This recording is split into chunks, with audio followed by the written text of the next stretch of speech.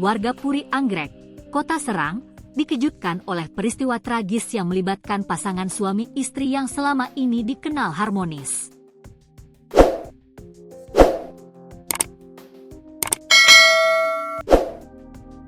Seorang istri ditemukan tewas mengenaskan, sementara sang suami berpura-pura menjadi korban perampokan. Fakta mencengangkan justru terungkap dari pengakuan anak mereka yang masih berusia 7 tahun. Seorang suami di Serang, Banten, bernama Wadison Pasaribu, 37, menyusun skenario mengerikan demi menutupi aksi keji terhadap istrinya, Petri Sihombing.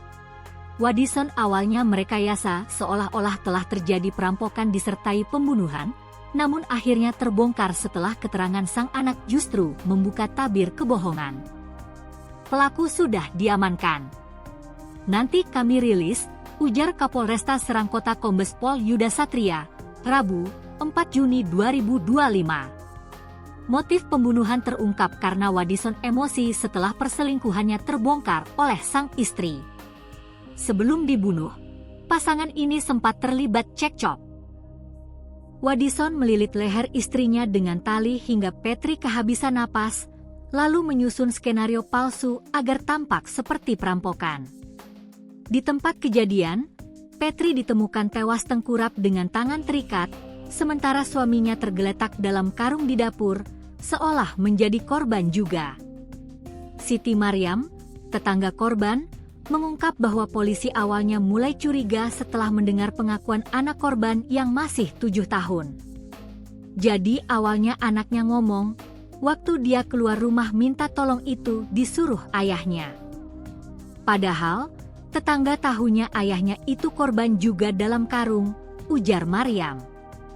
Menurut Mariam, Wadison sengaja memasukkan dirinya dalam karung untuk membuat cerita palsu agar seolah terjadi perampokan brutal di rumah itu. Jensen Pasaribu, tetangga lainnya, menyebut bahwa Petri dikenal aktif bermasyarakat, supel, dan ramah. Selama hidupnya korban ini pandai bergaul, tidak pernah ada masalah, kata Jensen, Minggu, 1 Juni 2025. Sementara Wadison dikenal baik tetapi jarang pulang ke rumah karena bekerja sebagai karyawan ban keliling. Keluarganya rukun, baik-baik saja. Kami sebagai tetangga sangat kaget, ujar Jensen. Keluarga besar yang menginterogasi dan menyerahkan pelaku. Tony Lembas Pasaribu, kakak pelaku, mengatakan bahwa keluarga sempat menginterogasi Wadison sebelum menyerahkannya ke polisi. Dia menciptakan alibi bahwa habis kena rampok, kata Tony kepada wartawan.